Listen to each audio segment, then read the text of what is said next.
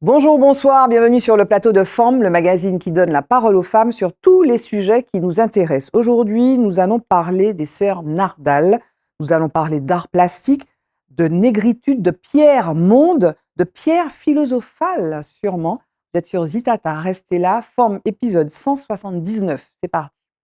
Femmes, femmes, femmes, femmes, femmes, femmes, femmes, femmes, femmes, femmes, femmes, femmes. Femme, femme, femme, femme,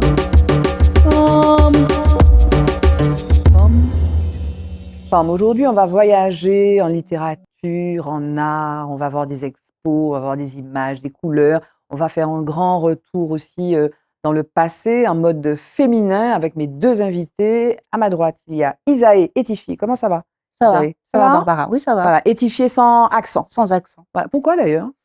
Ça a toujours été écrit comme ça. Et de voir un accent, ça me Tu perturbe. sais qu'il a dû se perdre dans les méandres administratifs. Hein, ça arrive comme mais ça. alors il y a une origine, peut-être que c'est l'origine réelle, qui serait « est-il fier ?»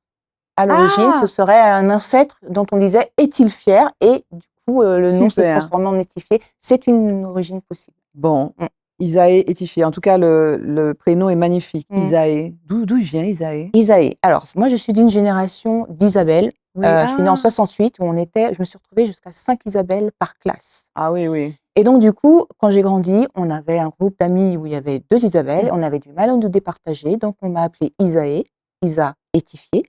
Et l'autre, Isaté, Isabelle, dont le nom commençait... Voilà. C'est beau. Et du coup, Isaë est restée. Ouais. C'est magnifique. Ouais. Tu vois, il faut commencer par le commencement. Léa Mormain-Chauvac. Comment ça va, Léa? Ça va, et toi, Barbara? Super. Est-ce que toi, ça va bien? Ah oui, ça va très bien. Oui. Est-ce que tu peux te présenter, s'il te plaît, Léa? Oui, je suis Léa Mormain-Chauvac, je suis journaliste, auteure, scénariste. Et j'ai écrit la biographie des sœurs Nardal, qui a été parue aux éditions Autrement en avril 2024. Voilà. C'est mon travail de quelques années, le travail biographique sur les sœurs Nardal. Et puis j'ai beaucoup écrit sur des féminismes, les féminismes noirs notamment, des luttes décoloniales aussi. Donc, ce travail, c'est un peu la jonction de plusieurs passions. Et tu es journaliste. Tu es toujours journaliste à Libé? Ça m'arrive d'écrire pour Libération, mais je suis de moins en moins journaliste, je crois, et de plus en plus auteur. D'accord. Journaliste, donc tu écris sur l'actu? En fait, j'écris de moins en moins sur l'actualité, justement. Après, j'ai commencé ma carrière de journaliste, en tout cas à Libération et en presse écrite, dans les pages idées. Donc, tu vois, c'était pas de l'actualité chaude, c'était pas de... J'étais une journaliste déjà qui passait beaucoup de temps à lire des livres et interviewer des écrivains et des intellectuels. Donc, c'est pas un journalisme hard news, comme on dit. Mais c'est vrai que maintenant, je suis de plus en plus auteur. Je dis ça parce que j'écris de plus en plus de scénarios. Et puis parce que même si je garde les outils de la journaliste, ma façon d'analyser, ma façon de poser des questions, ma façon de construire des sujets, c'est ceux que j'ai appris en tant que journaliste. Je crois que j'écris un peu différemment. En tout cas, par exemple, je m'autorise à dire « je » pour écrire, et pour des journalistes, c'est un peu plus rare. C'est compliqué. Et alors, tu écris aussi des scénarios? Oui, j'écris aussi des scénarios, oui. Alors, j'ai commencé à travailler sur une série qui est adaptée de la vie des sœurs Nardal, puisque je décline leur vie à beaucoup de ça. C'est que c'est un projet de longue haleine, de fiction, de série de fiction sur les sœurs Nardal. Qui est au stade de l'écriture ou bien? Qui est au stade de l'écriture. Et puis, j'ai eu la chance aussi d'être apprentie scénariste sur le tournage de Bandit, qui est la série qui va être tournée bientôt et qui a été produite par Éric Rochant, qui est donc le showrunner du Bureau des légendes et qui va être tournée ici. Et le showrunner adjoint, c'est Chris Burton. Chris Burton, tout à fait. Et donc voilà, moi j'ai eu la chance de faire partie des scénaristes juniors. Donc on a été formés en fait sur la série pendant plusieurs mois. Et puis ensuite, j'ai intégré le pool de scénaristes et donc j'ai écrit en tant que junior sur la série. Ouais. Mais il y a combien d'épisodes? Il y a 8 épisodes dans la saison. Donc tu as écrit avec un scénariste senior? Alors tu écris vraiment pour le coup, c'est très hiérarchique cette room, comme on dit, writers room de scénaristes. Et donc il y avait les showrunners, donc Chris, comme tu as dit, des scénaristes qui travaillaient sur chacun des épisodes. Et à l'intérieur, nous, on aidait les scénaristes, on vient en renfort, on est les petites mains quand il y a une scène qui bloque pour proposer des idées, proposer des dialogues. C'est un travail intellectuel, activement, mais de création. Oui. Mais c'est quoi ça t'intéresse pas? Ça t'intéresse? Vraiment, c'est passionnant. Moi, je suis passionnée par ça. Parce que c'est vrai que les séries, c'est vraiment... Enfin, les gens, ils regardent des films. D'ailleurs, c'est bien, on recommence à aller au cinéma pour voir des films, mais les gens sont très consommateurs de séries. Il y a toujours eu des séries. Moi, ma génération, c'était Dallas... Côte Ouest, qu'est-ce qu'il y avait encore? Mon Dieu, Santa Barbara, etc. Mais c'est quoi la méthode? Tu apprends la méthode? C'est quoi la méthode d'une bonne série? En tout cas, là, et la méthode Rochon, c'est que ça a l'air d'être comme dans la vie. Oui, donc, voilà. Peut-être que ce qui fonctionne le mieux pour accrocher, ce qui fait qu'on a envie de regarder une série, même si c'est une série fantastique, en plus, c'est que ce soit comme dans la vie, que les dialogues aient l'air d'être comme dans la vie, voilà, et qu'on fasse appel aussi à des ressorts qui sont ceux du quotidien. Ah, mais tu as vu le grand monstre? Mais oui, pourquoi il est arrivé par la porte? Le grand monstre, regarde ses yeux. Mais voilà, c'est comme dans la vie. Ouais, mais parce qu'il faut aussi que les rapports entre les personnages soient le plus authentiques possible. Oui. Donc en fait, on fait beaucoup appel à nous, à notre expérience et à ce qu'on a traversé. Et voilà, je pense que c'est introspectif.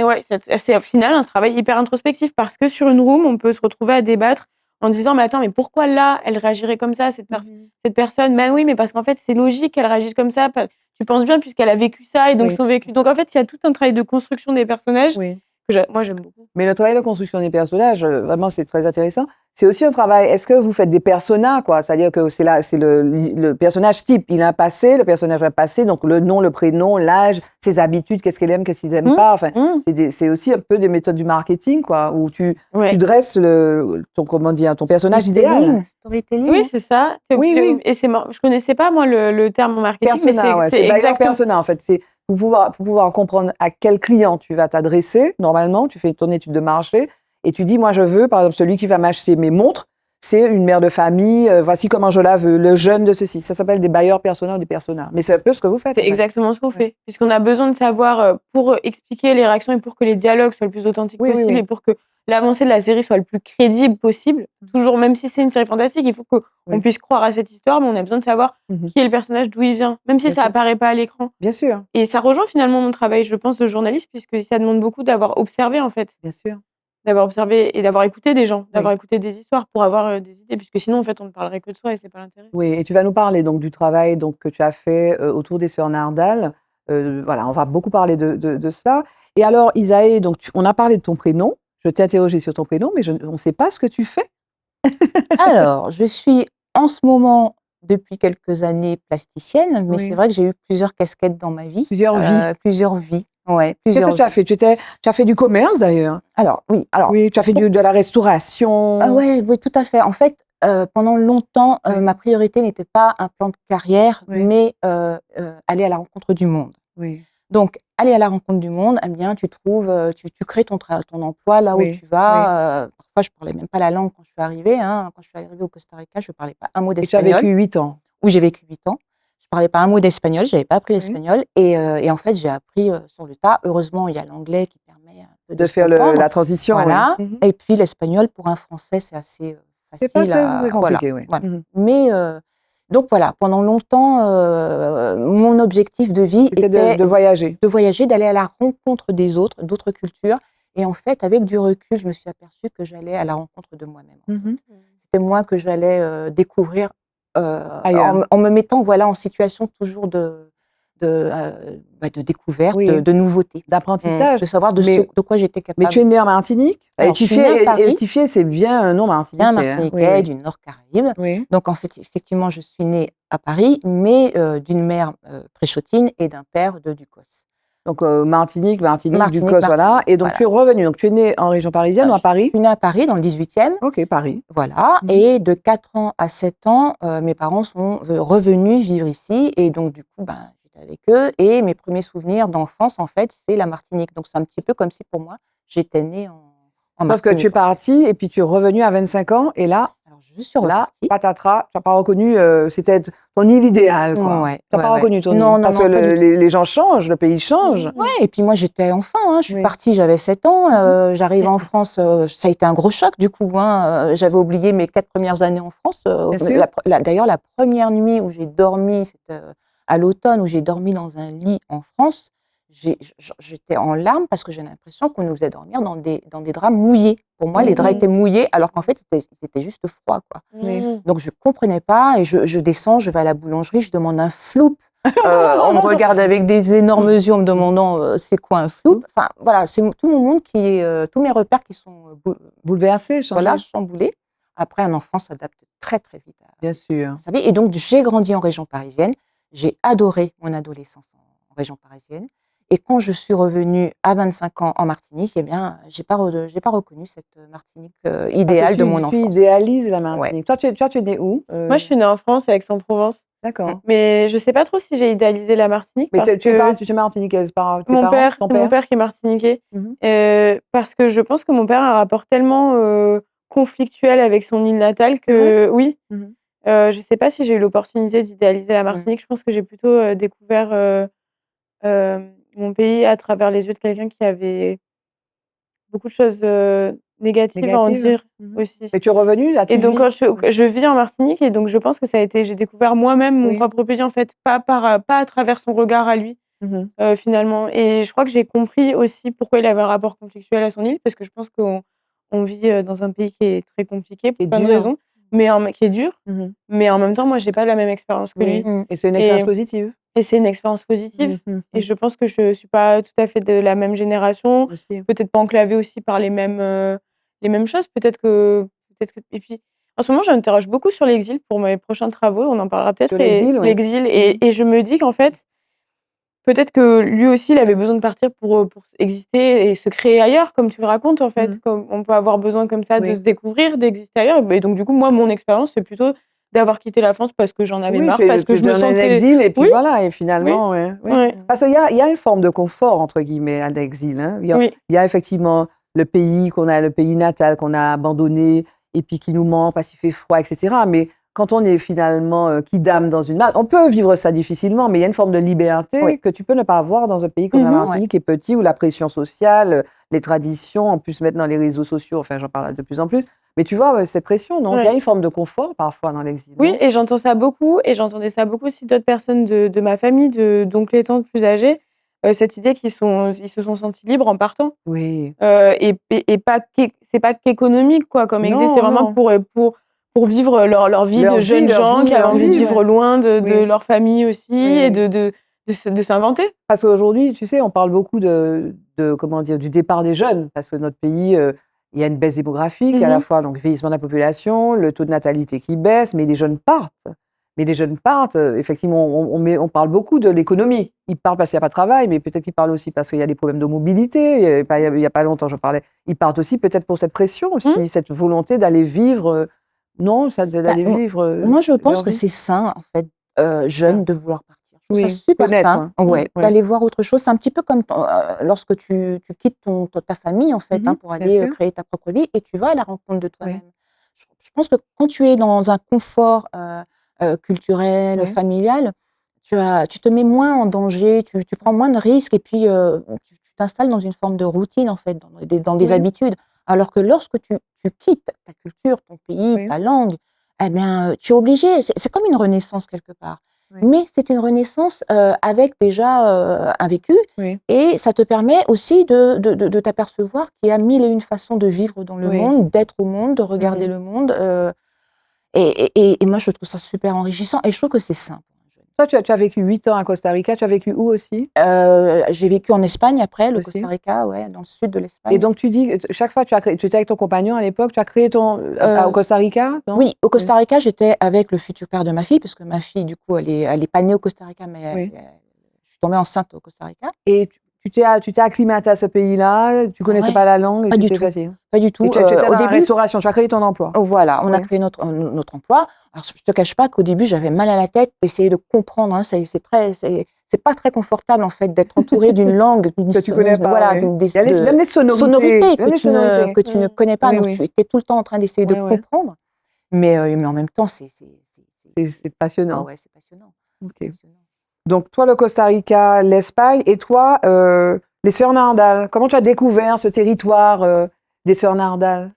Je vivais à Paris, pour le coup, où elles ont vécu aussi. Oui. Et c'était le début de mes années de journaliste, justement, à Libération.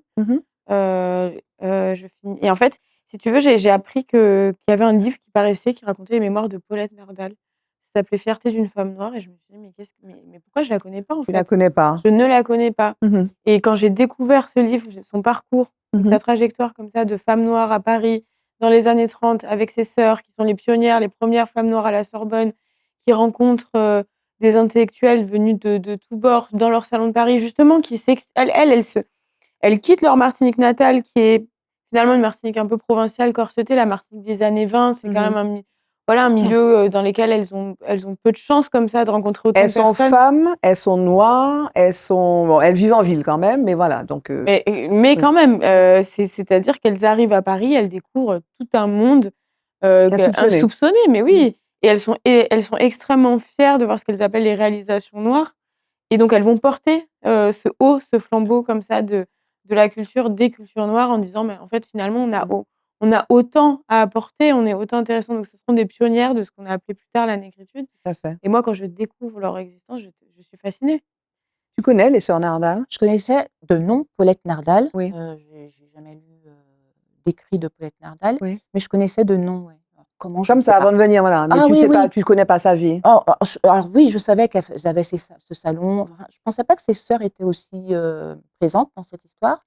Mais oui, j'avais vaguement entendu parler d'elle. Mais... Donc ça commence. Il y a même eu un Noodle l'année dernière. On en a parlé. On a montré. Donc c'est le dessin que Google choisit pour faire connaître quelqu'un.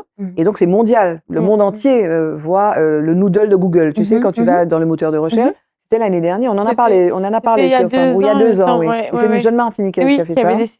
Et c'était pareil, c'était incroyable. Mais tu sais, paradoxalement, Paulette Nardal, elle était plus connue pendant des années aux États-Unis. Mais oui. Donc, finalement, en fait, nous, on a vraiment tardé à lui accorder...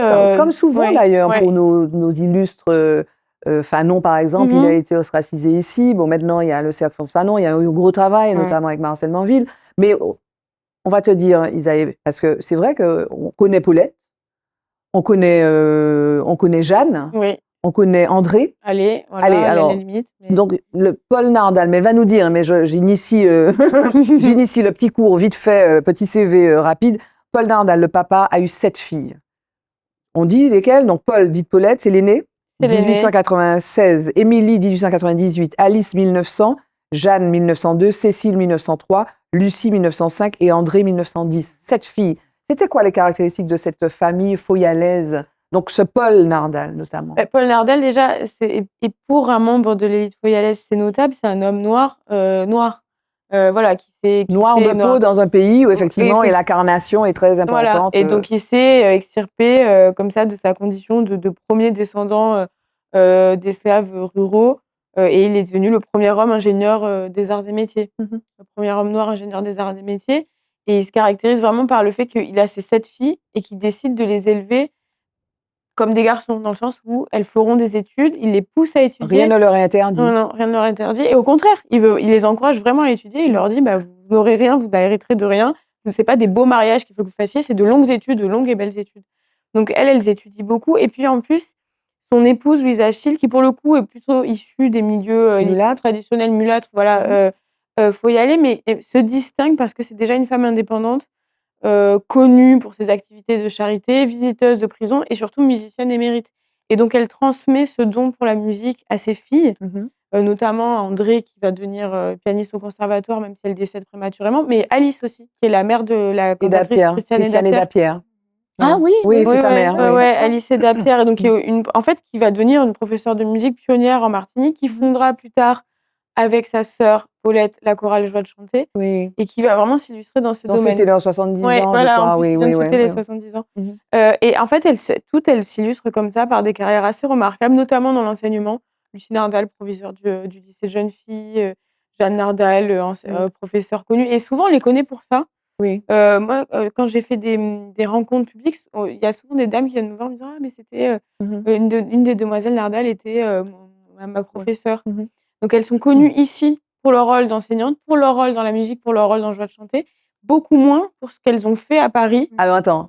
Qu'est-ce qu'elles ont fait à Paris? Donc, tu connais, comment tu les relis? Un salon littéraire. Tu lis ça à quoi? Un salon littéraire? Je ne sais pas où je l'ai Est-ce qu'il y a un mot que tu voudrais relier à ce salon littéraire? Qui est le mot? C'est intéressant. La négritude. Voilà. Oui. Mais voilà, tu sais ça quand même. Voilà, on en parlait. Pendant longtemps, on ne disait pas ça. Mais non, pas du tout. Et alors, c'est vrai qu'il y a cette... Pourquoi on ne disait pas ça? Oui.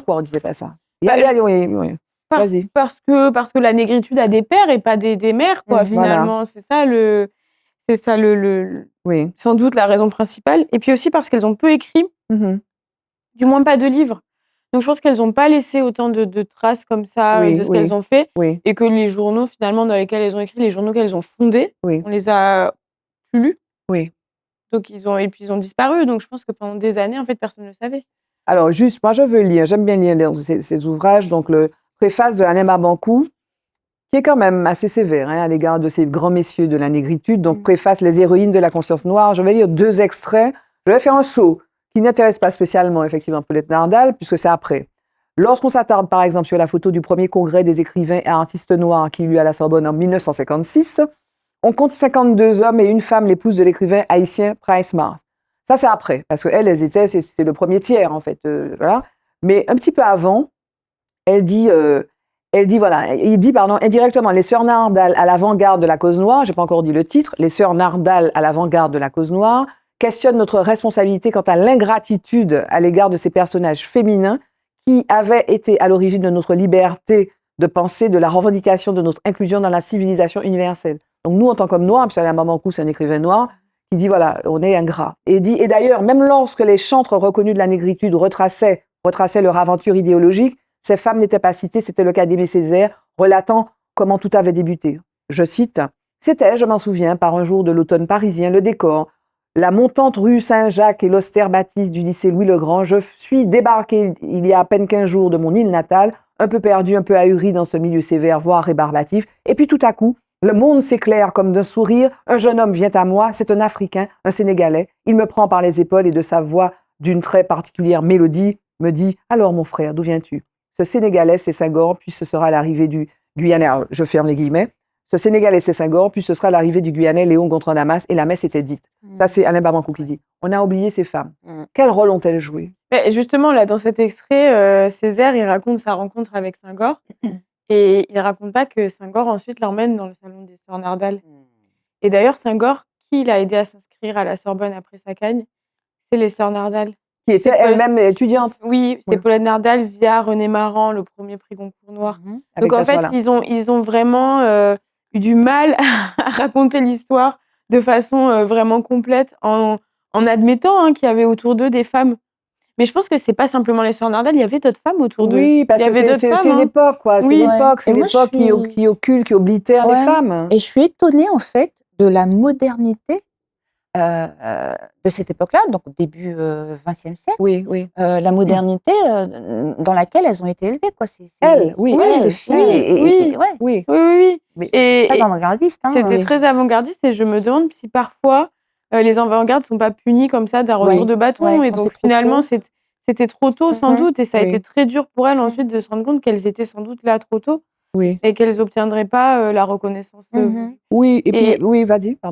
Et finalement, en fait, leur salon, Césaire, il viendra 2 fois, mais peu. Il aime pas. Et donc, en fait, au lieu d'admettre et de dire, mais c'est vrai quand même qu'il y avait ces femmes à Paris qui rencontraient, grâce à qui j'ai quand même rencontré des écrivains afro-américains, etc. Parce que c'est un mélange, une espèce de, comment dire, comment tu dis ça, mon Dieu, de rencontres, de salons. Les gens se rencontraient, les Africains, les Américains, etc. C'était ça, donc un bouillon de culture. Voilà. Un bouillon de culture. Mais au lieu de dire, bah oui, finalement, j'étais pas tellement d'accord avec leurs idéaux, mais j'ai rencontré quand même des personnalités intéressantes chez elles, et elles nous mettaient en relation, et c'était intéressant. Bon, on les oublie. Voilà. Parce qu'il y a quelque chose que tu dis, je crois que c'est toi que je cite aussi peut-être dans la préface, l'historiographie aime les hommes providentiels, et retracer des aventures collectives semble prendre plus de temps qu'ériger des statues. Il faut être seul. Tu vois, il y a ça aussi. On aime le nom. Et puis il y a cette espèce de pensée qui est complètement fausse, que la réussite est solitaire. C'est faux. Dans toutes les situations, il y a toujours des gens derrière. Ça, c'est Annie Ramin, qui est la petite nièce de Paulette Nardal, qui me l'a bien dit et bien raconté pour le documentaire que j'avais coécrit avant sur les sœurs Nardal, et qui nous expliquait que vraiment Annie Ramin, elle a dirigé le CHU. Et donc je pense que c'est un parallèle intéressant, parce qu'elle disait, en fait, elle parlait justement de ça, du fait que le travail est collectif, que les idées sont collectives. Et je pense que quand on est quelqu'un qui a été chef d'orchestre comme ça d'un immense établissement de santé publique, on ne peut que voir le parallèle avec des idées. Finalement, évidemment qu'on ne peut pas créer des idées seules. C'est impossible. Et surtout des idées qui auront une telle portée, surtout des mouvements politiques aussi novateurs, et des choses qui demandent l'apport de chacun et l'apport de l'expérience de chacun. Paulette Nardal, son grand texte, le texte fondateur, c'est Éveil de la conscience noire, et elle le dit, Elle dit que les Antillais s'éveillent à la conscience noire au contact des Afro-Américains. Et elle a créé une revue, qui avait pignon sur rue jusqu'en 1932, enfin qui est parue pendant 2 ans, c'est ça? C'était quoi cette revue? C'était la revue du Monde Noir, et donc c'était vraiment une revue qui regroupait plusieurs personnalités, plusieurs tendances politiques, et pas du tout seulement des personnalités du Monde Noir, et qu'elle a co-créé avec un docteur qui était haïtien, qui s'appelait Léo Sajous, qui était connu à Paris notamment parce qu'il était, il aidait les ouvriers noirs, et les aidait à se soigner. Et enfin bon, lui, c'était un habitué du Salon de Clamart, et il a cofondé avec Paulette Nardal cette revue bilingue trimestrielle dans laquelle alors c'était une revue qui disait vraiment c'est l'élite du peuple noir qui s'adresse au peuple noir. C'était vraiment une vision très élitiste, comme il l'avait beaucoup, très Harlem Renaissance, très intellectualiste. On n'est pas chez les mouvements ouvriers, on n'est pas chez la mine Senghor, mais voilà, cette revue pendant 2 ans diffuse des idées, des concepts noirs. Et puis il y a un truc qui percute ça, c'est légitime défense. Voilà, qui pour le coup est révolutionnaire, et là ça passe pour une pensée un peu petite bourgeoise, et voilà.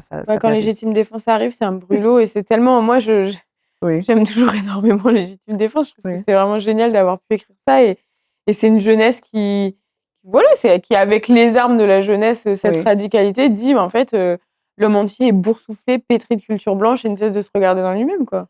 On fait un premier stop, parce que je voudrais qu'on voit les images notamment d'Isae. Mais avant de les passer, on va passer par Focus, Izae. Si tu veux bien, Focus.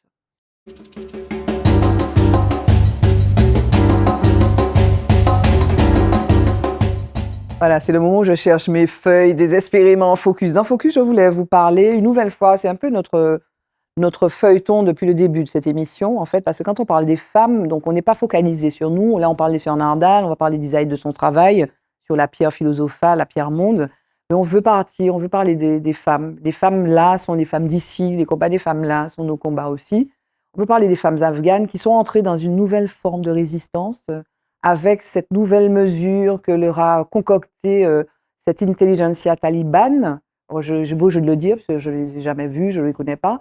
Mais voilà, en fait, le désespoir, donc à la une, le désespoir gagne les Afghanes, parce que désormais, elles ont il y a une réforme qui est en cours, et normalement, elles ne devraient plus avoir accès aux études et aux écoles d'infirmières, qui étaient leur dernier refuge depuis que les talibans sont revenus au pouvoir en 2021. Ils ont décidé d'interdire l'éducation à ces femmes, donc elles ne vont pas à l'université. Et en fait, l'Afghanistan, c'est le seul pays au monde où les femmes ne peuvent aller qu'à l'école primaire. Passer l'école primaire, il n'y a plus d'éducation.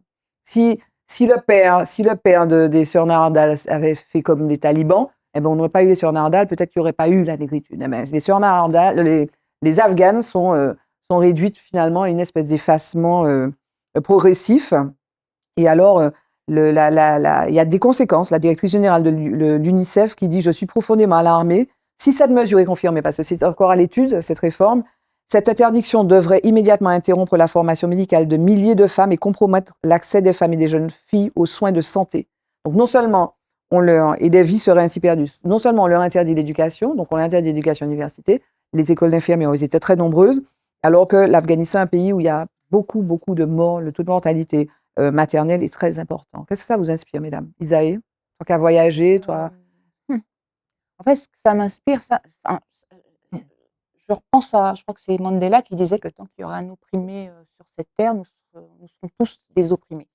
Et qu'effectivement, même si ça se passe en Afghanistan, on ne peut s'empêcher en fait d'être en totale empathie, bien sûr, avec ces femmes-là, sachant que nous ne sommes pas à l'abri même en Occident, de régression. Bien sûr. Exactement. Bien Donc sûr. voilà, c'est quelque chose qui nous concerne tous. Et on parle aussi beaucoup de l'oppression des femmes, mais il y a une autre oppression dont on parle, je trouve, très peu, et qui est encore beaucoup plus répandue, c'est quand même la violence faite aux enfants. Oui. Bon, c'est autre chose, mais tout ça pour dire qu'au niveau de l'éveil des consciences de notre humanité, souvent je dis on en est encore à une préhistoire de notre humanité. Oui. C'est pas défaitiste, parce que je me dis qu'il y a des avancées, des régressions et des avancées, et c'est ainsi que se fait une histoire. C'est un peu lorsqu'on regarde un enfant qui apprend à marcher, il se lève, il tombe, il se relève, il retombe, mais il continue de se lever jusqu'au jour où il va passer au stade de la marche, après il va commencer à courir. Donc pour nous, ça nous semble très lent à notre échelle, nous humaines, parce que à l'échelle de l'humanité, nos vies sont courtes, mais il faut continuer à être ce maillon de cette humanité pour qu'un jour, qu'il y ait une progression qui fasse qu'un jour, on va se tenir debout. On va peut-être pas courir, mais on va se tenir debout et on ne tombera plus jusqu'à la prochaine étape. Et pour parler des enfants, donc si tu veux, c'est non seulement donc une violence qui leur est faite, mais une violence qui est faite aussi à la société et puis finalement qui sera faite aussi aux garçons, puisque ces professionnels, donc les infirmières, jouent un rôle, si tu veux, notamment parce qu'elles vaccinent les enfants, donc les enfants seront plus vaccinés et puis donc elles sont finalement le lien vers les services de santé qui sont essentiels. Et puis alors là, elles sont directement visées parce que le personnel médical masculin, en fait, comme c'est un pays qui veut effacer les femmes, le personnel médical masculin n'a pas le droit de soigner les femmes à moins qu'un parent masculin ne soit présent. Donc, si tu vas se dire, tu n'es pas soigné. Qu'est-ce que tu en penses, Léa? Juste un mot sur ça. Je suis d'autant plus étonnée que le soin est traditionnellement un rôle de genre dévolu aux femmes.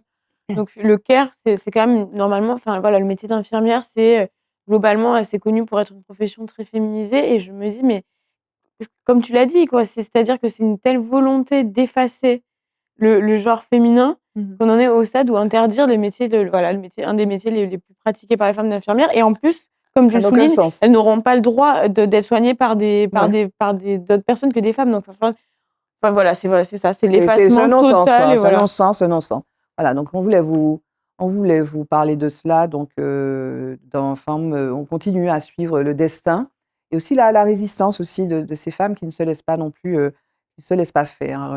Jingle, mot de femme.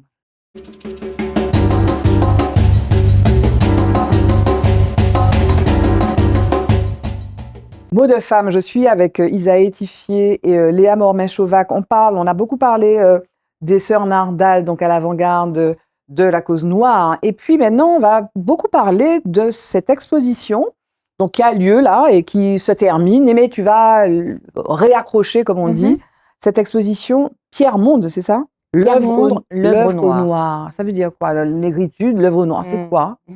Alors, en fait, Pierre Monde, c'est une trilogie qui est composée de l'œuvre noire, l'exposition qui est actuellement au domaine Font-Saint-Jacques. Qui s'achève là. Qui s'achève le 6. Au moment où on enregistre l'émission, il y a encore on peut encore la voir, mais ce sera la même exposition que tu vas... que je vais raccrocher au Créole Art Café à Saint-Pierre. Peut-être qu'on pourra avoir des images, peut-être. Voilà. Et donc Pierre Monde, donc c'est une trilogie. Pourquoi tu appelles ça Pierre Monde? Alors, tu travailles la pierre.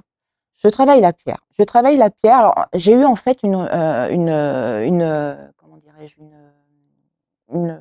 rencontre avec le minéral il y a 3-4 ans dans la forêt du Cap Salomon.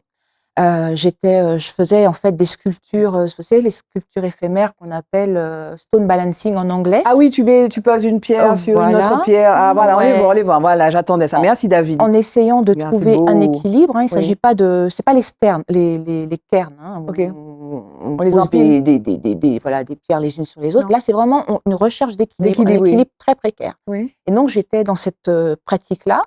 Et j'ai eu une sensation très forte d'ancrage à la terre et en même temps de reliance au cosmos. Mais quelque chose, alors c'est une discipline qui est très méditative, donc évidemment, qui favorise ce genre d'expérience-là. Et donc depuis, je suis fascinée par ce minéral, par la roche, par ce qu'elle a à nous dire.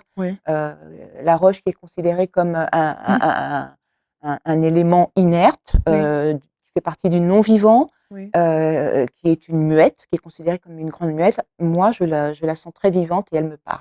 Mais tu prends ces roches où? Parce qu'on a vu, elles sont grosses parfois. Comment tu travailles? Parce qu'il y a un côté technique, là, d'extraction, après de sculpture, non? Alors, les roches que l'on voit sur ces images ne sont pas de vraies roches.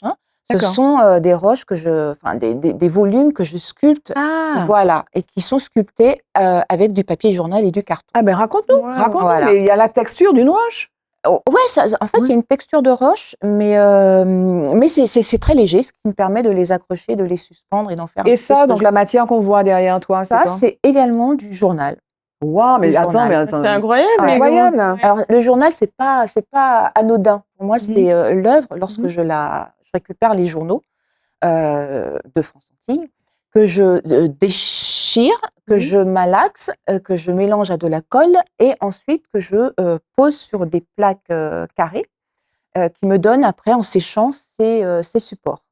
Et avant même de commencer à peindre, ces supports portent déjà l'énergie de notre histoire, de l'histoire, de la petite histoire, des faits divers, mais aussi de la grande histoire.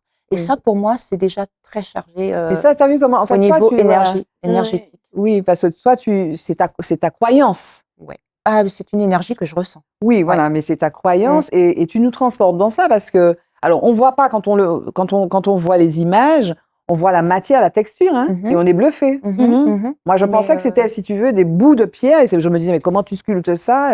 Mais non. toutes les personnes qui viennent, enfin pas toutes, heureusement, mais beaucoup de personnes qui viennent à l'expo ont envie de toucher. Alors, je suis obligée de mettre un panneau ne pas toucher.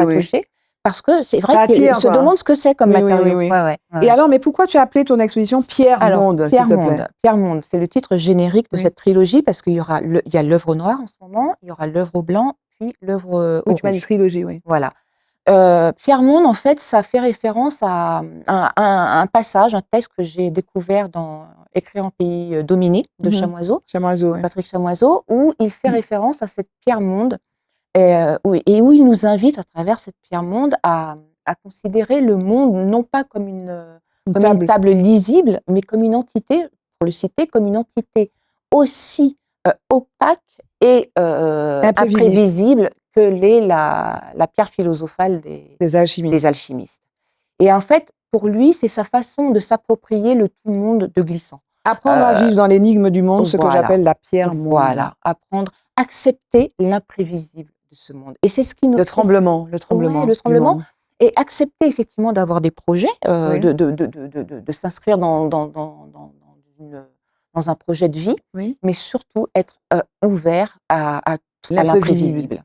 Et ne pas considérer l'imprévisible comme quelque chose de menaçant, mais au contraire d'enrichissant. Potentiellement, comme il dit, c'est facile, ça? Ouais, enrichissant. Complètement enrichissant. Attention à ton micro. C'est facile de faire ça, Léa?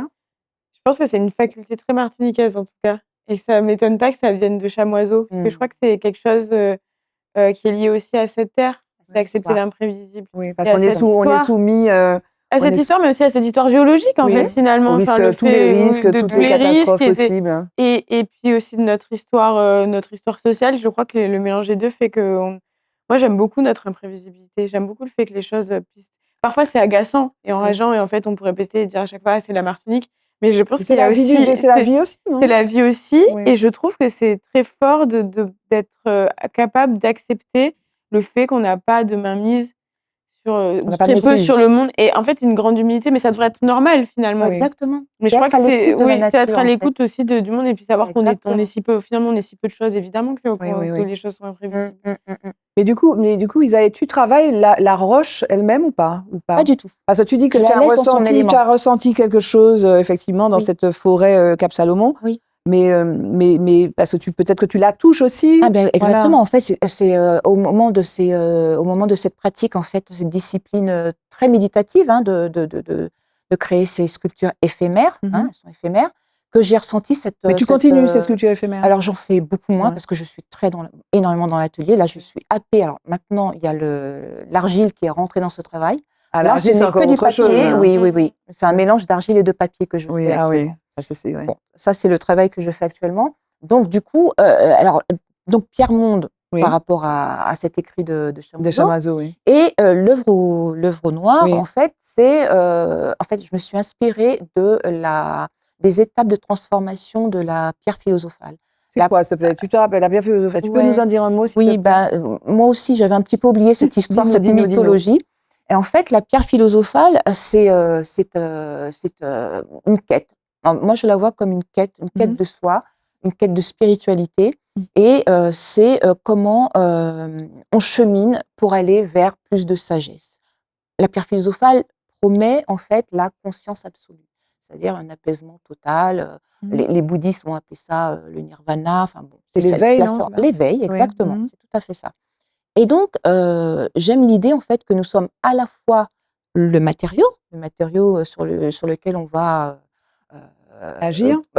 agir et transformer, muter. Et nous sommes aussi l'alchimiste. Nous sommes celui qui fait. Ça, j'aime beaucoup cette idée-là. Et donc, l'œuvre noire, donc cette première étape, c'est l'étape de la recherche de ce matériau, d'une mystérieuse matière qu'on va chercher dans les entrailles de la Terre, et sur laquelle on va commencer à faire des expériences. Ça commence par une calcination, en fait, par un chaos. On détruit. D'ailleurs, c'est pour ça que ça s'appelle l'œuvre noire et que mes roches, elles sont toutes noires, en dialogue avec ces panneaux qui, eux, reflètent en fait cette matière première, comment moi je ressens cette matière première qu'on va aller chercher des entrailles de la Terre. Moi, je t'écoute parce que j'aime avec les artistes, c'est leur capacité, si tu veux, à nous projeter dans leur monde. Tu sais, il y a une espèce de cosmogonie que tu t'es construite, en fait, de philosophie, de conceptualisation, mais c'est lié à la réalité. Mais tu nous projettes dans ça, il suffit de regarder tes œuvres, on a envie d'aller voir, ça c'est magnifique, tu vois. Il y a le côté, vraiment le côté aussi matière, quoi. Tu nous projettes vers ça, mais avec des idées qui sont très philosophiques, c'est incroyable, hein. Oui, l'œuvre noire, c'est un roman aussi, non? L'œuvre noire, oui, de Duras. Du coup, ça fait référence à ça. Je ne l'ai pas lu. D'accord, ok. Moi non plus, je ne l'ai pas lu, mais en faisant des recherches, je suis tombée sur ce... Donc voilà, Duras, transition tout trouvée. Duras, l'œuvre noire, la pierre philosophale. On revient aux sœurs Nardal. Dans cette émission, je suis toujours à la recherche d'une transition plus ou moins réussie, à l'avant-garde de la cause noire. La cause noire. Alors déjà, le père, Paul Nardal, incarnait ça finalement, en éduquant ses enfants comme il a éduqué ses filles, 7 filles quand même. Et pourquoi tu dis à l'avant-garde de la cause noire? En quoi c'est alors? La négritude, c'est juste parce qu'elles ont été finalement l'antichambre de ça, ou bien autre chose encore? Parce que je crois qu'en disant négritude, on allait déjà un peu trop précisément dans un courant d'idées, alors que je pense qu'elles étaient quand même vraiment avant. Et donc de la cause noire, c'est de dire qu'elles sont de cette génération qui est vraiment précurseur. Avant, c'est avant la négritude, c'est 35, elles sont apparues à partir des années 20. Elles sont plus proches finalement des gens de la Harlem Renaissance, tu vois, le mouvement américain, de ces personnalités noires qui disent on veut faire redécouvrir notre culture. Donc c'est quand on dit avant-garde, là c'est vraiment dans le sens de pionnières qui ont ouvert la voie, et puis pour que les autres ensuite puissent créer et puissent inventer leur concept. Mais c'est pas encore la négritude, c'est pas encore des mouvements anticolonialistes du tout, c'est pas du tout ce qu'elles font. C'est pas des mouvements indépendantistes. Voilà, c'est encore autre chose. C'est Paul Nardal, ça va être quelqu'un qui va répéter toute sa vie Black is beautiful. C'est de la cause noire, les prémices en fait des luttes indépendantistes noires. Certes, mais en même temps, elle est quand même dans ce qu'on pourrait qualifier peut-être avec des yeux d'aujourd'hui, si on veut réinterpréter. Des fois, on a la mauvaise habitude de penser avec les yeux d'aujourd'hui un truc qui s'est passé avant. Elles sont pas indépendantistes en réalité. Elles sont peut-être départementalistes, elles sont républicaines, elles sont françaises. On dirait assimilationnistes. Elles sont assimilationnistes à l'époque. Ouais. C'était avant 1946. Et c'est quelque chose qui leur sera beaucoup reproché. C'est ce qui fait aussi que leur pensée est assez dure à appréhender. Et puis même parfois, moi je sais que même au cours de mes recherches, il y avait pas mal de moments où j'étais parfois presque gênée aussi de lire des... Mais oui, parce que finalement, en fait, dans leur pensée, il y a à la fois des graines d'émancipation, les fervents d'égalité, de droit, etc. Et en même temps, des choses qui peuvent sembler très rétrogrades. Très assimilationnistes. Et voilà, et par exemple, je me souviens... c'est ça, c'est une une époque. époque, Tu sais, tu vas lire le texte prononcé, le discours de Césaire, mars 46 pour la loi de départementalisation, il faut aller le lire, parce que c'est de l'époque, quoi. On pourrait se dire, ah mon Dieu, on a dit ça, oui, parce que c'était une période, c'était une époque particulière. Et là où le discours prône le fait de la départementalisation pour accéder à l'égalité des droits, c'est ce qu'elles veulent elles aussi, mais quelque part, elles sont vraiment très riches de l'idée qu'elles sont françaises. Pour elles, il y a quelque chose qui fait que elles aiment, en fait, elles sont très francophiles. Oui, elles aiment ça. Elles aiment les humanités, le latinisme. Et Jeanne, elle va inventer le mot afro-latinisme pour dire nous sommes afro-latins. Ça m'a beaucoup aidé de le comprendre, de rencontrer Marie Scondé. Qui disait qu'elle, en fait, elle a rencontré les pensées des Nardal quand elle était jeune étudiante à Paris. Elle souffre d'avoir découvert la réalité du crime de l'esclavage et en même temps d'aimer les réalisations occidentales. Elle dit, je haïssais l'Occident et en même temps j'aimais ses réalisations. Elle rencontre la pensée à la fois de Jeanne Nardal, mais aussi de Oswaldo de Andrade, qui est un théoricien brésilien qui parle de cannibalisme et qui dit qu'en fait, les indigènes, les colonisés, mangent le côlon, c'est-à-dire peuvent aussi mais dans le sens de s'approprier des choses positives aussi. Bien sûr. S'approprier notamment des réalisations culturelles. Et donc, en fait, elle, Marie Scondé, ça lui explique aussi ça, ce qu'elle est. Et elle, ce qu'elle dit, les Nardal et qui était nue, c'est ça, c'est on a changé. Oui. On n'est plus le déporté africain, on n'est plus l'Indien on a mangé taïno, ça, on a assimilé. Et on n'est plus non plus le colon, on est assimilé, on est devenu, on est caribéen en fait. Et on est caribéen, c'est ce qu'on dit. Et comment tu as fait allusion, comment tu as procédé pour faire? Parce qu'il y a une forme de mode, entre guillemets, d'intérêt. Effectivement, il y a eu les mémoires de Paulette Nardal. Comment tu as procédé pour écrire ton ouvrage? J'ai fait beaucoup d'entretiens, puisque comme je disais, j'ai continué d'appliquer la méthode, ce que je sais faire, c'est-à-dire du journalisme. Donc j'ai beaucoup d'entretiens, beaucoup de recherches dans des archives aussi. J'ai lu, j'ai retrouvé des textes. Et puis il se trouve que quand même, moi j'ai commencé à écrire le livre à un moment où il y avait aussi plus de publications. Oui. Et il y a un livre qui m'a beaucoup aidée qui s'appelle Imaginer la libération des femmes noires face à l'Empire et qui, en fait, je trouve, explique très très bien comment Pauline Nardal, en voulant la citoyenneté des femmes noires dans l'Union française, elle a aussi une position qui est en fait décoloniale, mais pas décoloniale, anticoloniale, mais c'est des choses très ténues, c'est très subtil. Et c'est vrai que sa pensée a été trop, je pense, parfois trop subtile en fait. Je pense que parfois c'est dur de comprendre en fait une pensée qui est toujours en équilibre. Non, mais puis comme on veut des gens de la même façon qu'on va oublier le collectif, on veut des choses un peu monolithiques aussi. Oui, un peu, voilà. En tout cas, c'est un résumé. Bon, voilà. Voilà, et ça n'a pas forcément servi effectivement cette cause-là. À ce stade de l'émission, je me dois de vous poser une question que je pose à toutes mes invitées. On va parler de noms. Voilà, il faut parler, Isaë, il faut que tu parles de noms, s'il te plaît. Oui. Moi, il y en a beaucoup.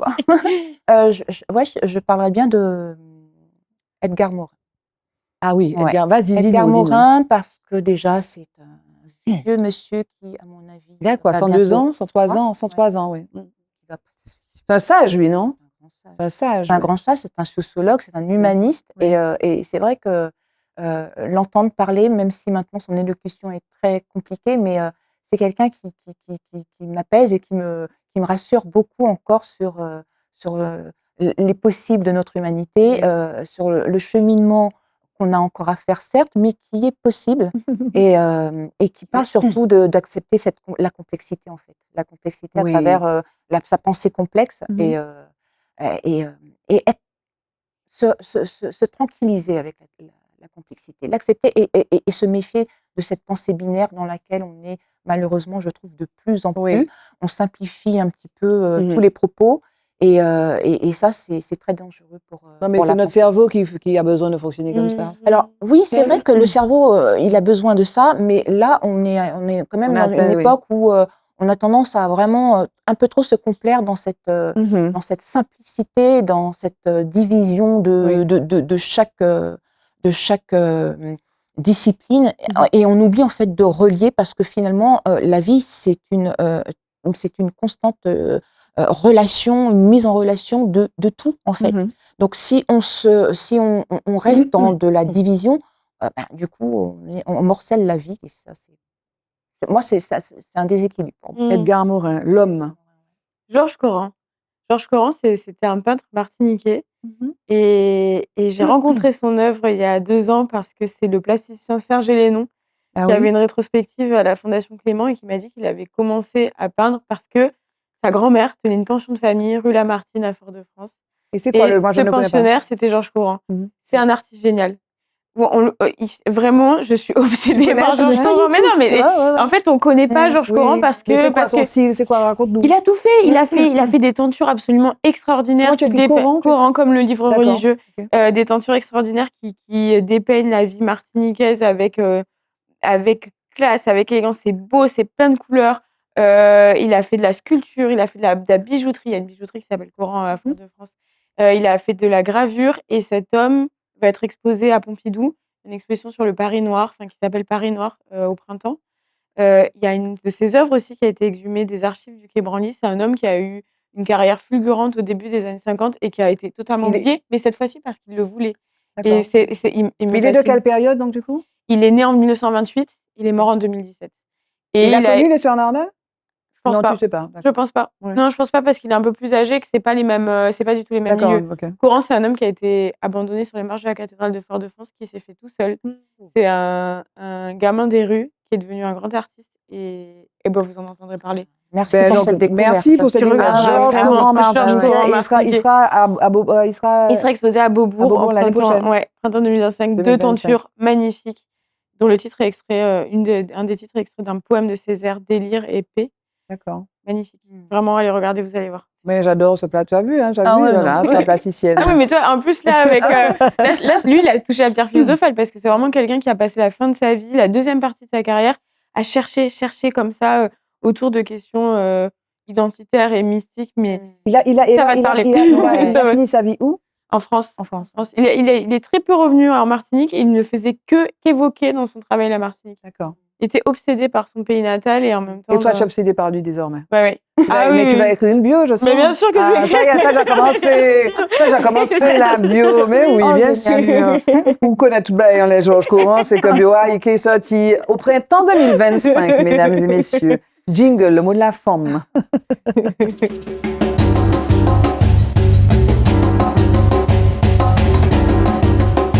Qui fait un petit peu froid sur le plateau. Il y a tellement de lumière, on vous fait voir les backstage, il y a plein de lumière, donc on est obligé de mettre un peu de clim sur le plateau. Effectivement, on a un peu froid. Le mot de la fin, ce serait quoi, Isaïe? On n'a pas tout dit. On a parlé de la pierre philosophale, de Pierre Monnevonois, on a parlé de Costa Rica, on a parlé d'Edgar Morin. Le mot de la fin, ce serait quoi? Le mot de la fin, ce serait ce qui anime mon travail depuis pas mal de temps, c'est éveil des consciences.